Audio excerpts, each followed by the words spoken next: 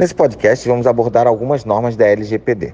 O PROCON de São Paulo sustenta que, ao coletar o dado biométrico, a Drogasil viola a LGPD. Dividimos essa matéria em 3 subtópicos que serão debatidos em sequência. Passo a palavra agora ao meu colega Richard. Analisando os princípios previstos no artigo 6 da LGPD, a atuação do PROCON de São Paulo foi correta? Agora passo para minha colega Bruna, que vai estar respondendo essa pergunta. Certo. Sabemos então que o PROCON está correto em proceder à investigação para o que diz respeito a violações da LGPD, onde a lei determina que o uso dos dados exige consentimento do titular, que deve ter acesso às informações mantidas por aquela empresa.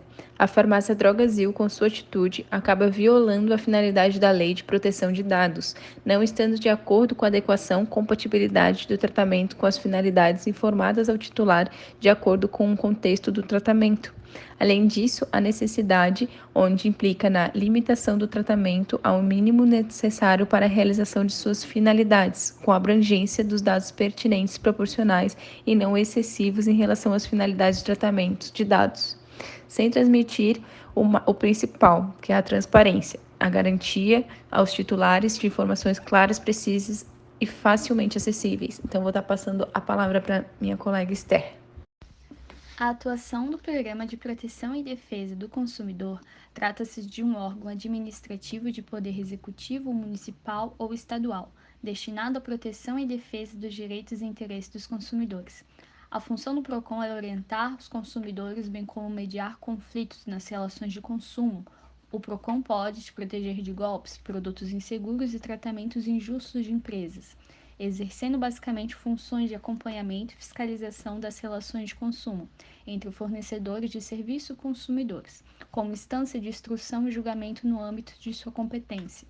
Dessa forma, ao analisar, nota-se que exigir a coleta de identificação biométrica dos consumidores para concessão de descontos devida imposição qualifica uma violação grave dos princípios de tratamento de dados contidos no artigo 6º, inciso 1, 2 e 3 da LGPD. Também, conforme previsto na Constituição Federal, artigo 5º, inciso 35 e, conjuntamente, o artigo 5º, inciso 32, que o Estado promoverá a defesa do consumidor. Agora passo a palavra para minha colega Aline.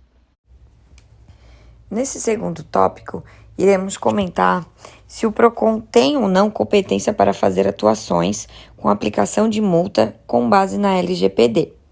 Passo a palavra para minha amiga Vitória. Respondendo à questão da minha colega Aline, sim, compete ao PROCON executar a política estadual de defesa e proteção ao consumidor.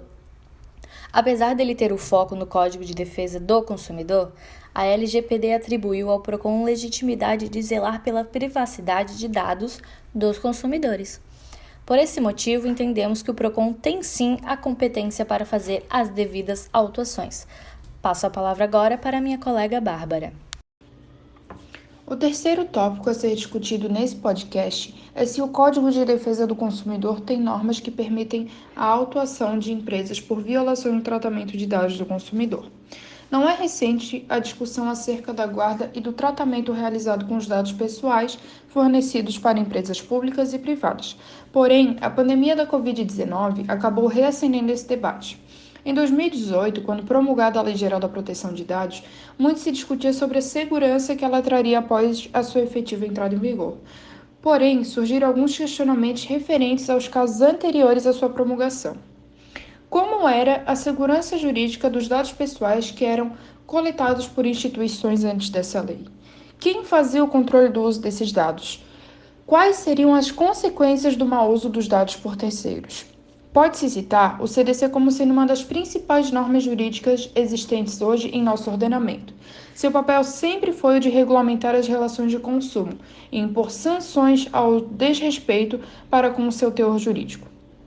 Podemos destacar dessa lei o artigo 43, que evidencia o interesse legislativo na proteção dos dados dos consumidores ao garantir a eles o pleno acesso aos dados pessoais que este possuir cadastrado no banco de dados de determinada empresa, sendo passível a responsabilização da empresa caso o acesso aos dados não seja fornecido, bem como quando da inscrição dos dados cadastrais do consumidor no programa de inadimplentes.